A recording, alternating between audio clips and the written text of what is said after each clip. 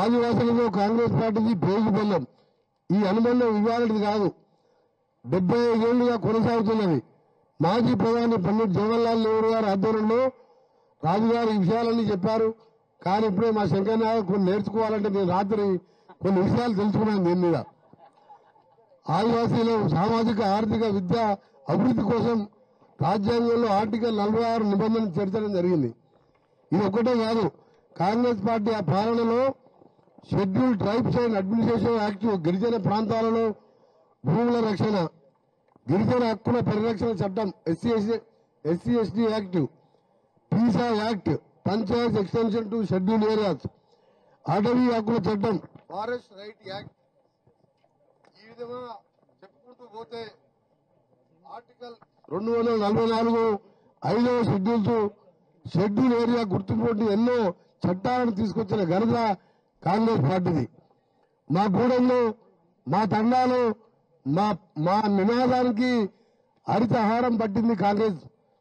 చట్టసభల్లో ఆదివాసుల గొంతులు వినిపించాలని ఆనాడే దళితులకు, గిరిజనులకు చట్టసభల్లో రిజర్వేషన్ చేసేలా చట్టం చేసింది ఘనత కాంగ్రెస్ పార్టీది. అంతేకాదు, గిరిజన హక్కులను రక్షించేందుకు చట్టాల పర్యవేక్షణకు ఎస్టీ కమిషన్ ఏర్పాటు చేసిన ఘనత కూడా కాంగ్రెస్ పార్టీదే.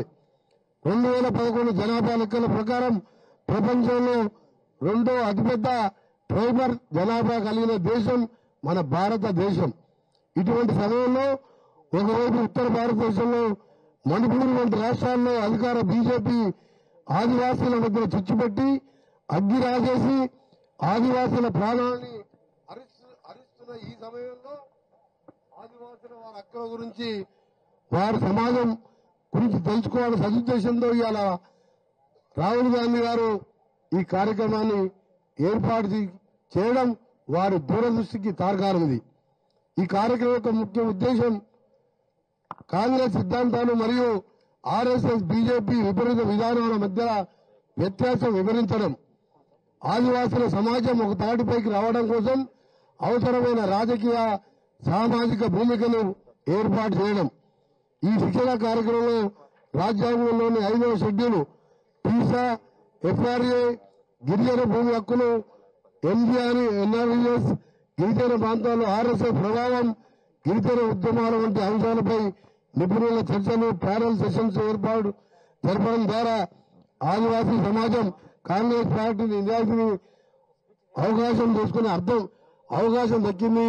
మీరందరూ ట్రైన్ చేసుకున్న దాదాపు 20,000 మంది ఈరోజు ఈ కార్యక్రమంలో ట్రైనింగ్ ఇచ్చి ఇంత క్రమశిక్షణతో మీరు పాల్గొని మీ అందరినీ ప్రతి ఒక్కరిని అభినందిస్తూ, దీనికి రూపకర్త రాహుల్ గాంధీ గారు కానీ, ఖర్గే గారు కానీ, సోనియా గాంధీ గారు కానీ, ముఖ్యంగా దీన్ని ఆచరణలో పెట్టడానికి కృషి చేస్తున్న కొప్పుల రాజు గారికి మీ అందరి పక్షాన వారికి కూడా, అలాగే మా తెలంగాణ రాష్ట్రం పక్షాన కూడా వారికి ధన్యవాదాలు తెలియజేసుకుంటూ, మీ అందరూ కూడా మరొకసారి నమస్కారం తెలియజేసుకుంటూ, జై తెలంగాణ, జై కాంగ్రెస్. ప్రపంచంలో ఏ మూల ఏ క్షణం ఏం జరుగుతుందో వేగంగా తెలుసుకోవడానికి తొలి వెలుగు వాట్సాప్ ఛానల్ ని ఫాలో చేయండి.